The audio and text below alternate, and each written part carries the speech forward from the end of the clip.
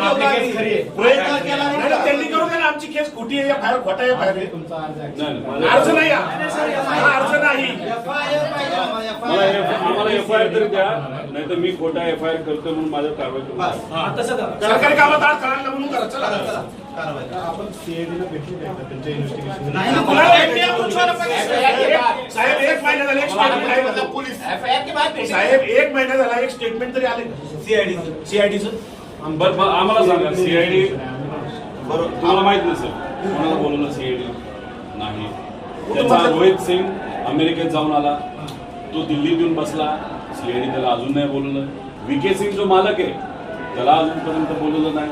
त्याच्याबरोबर मेंटेनन्स करणारा महाराष्ट्रात बसणारा जो त्यांचा माणूस आहे त्यालाही अजून बोलवलं नाही. सीसीटीव्ही बद्दल फक्त इथले गोळा केले त्यांनी आम्हाला कळालं. त्यानंतर तिथं जो जे 2 येणार होते कॅप्टन पायलट ते अचानक कॅन्सल झाले. का झाले त्यांना अजूनपर्यंत बोलवलं नाही, त्यांना नोटीस नाही. आणि डीजीसीच्या कोणत्या अधिकाऱ्यांनी मंजुरी दिली याला? आणि हे आमच्या लेवलला आम्हाला कळलेलं माहिती आहे. आता पब्लिकला तर काहीच माहित नाही. लोकांना माहित नाही. आम्ही घरचे असू, हे 8 तास बसतात. अधिकारी गव्हर्नमेंट प्रेझेंटेशन दिल्लीत दाखवले, मुंबईत दाखवले, ते मोगम नाही साहेब. आणि ठीक आहे मी प्रेझेंटेशन केलं, चुका केल्या असं मला काउंटर फ्री केलं.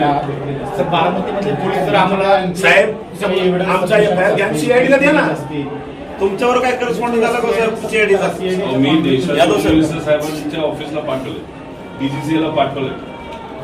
आम्ही एव्हिएशन मंत्री तिथं नसावेत असं म्हणत असलो तरी त्यांच्या मंत्रालयाला मी पाठवलेलं आहे.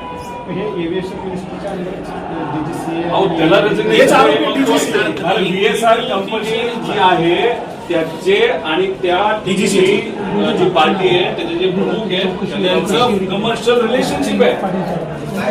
मग म्हणून VSR ला वाचवत आहे. VSR ला म्हणून वाचवत आहे. आणि मग आमचं म्हणलं तुम्ही त्याच्या VSR विरोधात एफआयआर घेत नाही, मग तुम्ही सुद्धा वाचवा. आणि चालू तपास जे सांगताय तुम्ही साहेब त्याच्यामध्ये अँगल कोणता आहे? अपघात आणि टेक्निकल. क्रिमिनल चौकशी कोण करतो? 5 लोकांच्या मृत्यूची आमची एफआयआर कोण झाली आमच्या एवढं, बाकी आमचं काहीच म्हणणं नाही. सिंपल एकदम 5 लोक मयत झाले एका ऍक्सिडेंट मध्ये, आमची ऍक्सिडेंटची एफआयआर टाकतो. आणि आमची एफआयआर कुठे तपासामध्ये काही येऊ दे पुढे. नाहीतर सीआयडीला वर्ग करा. एफआयआर वर्ग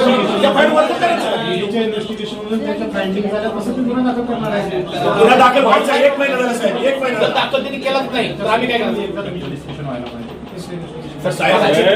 सीबीआय मध्ये आता आपण बोलतोय, आता आपण बोलत असताना 7,000 पेक्षा जास्त केसेस प्रलंबित आहेत.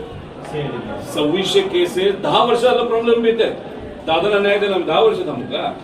आणि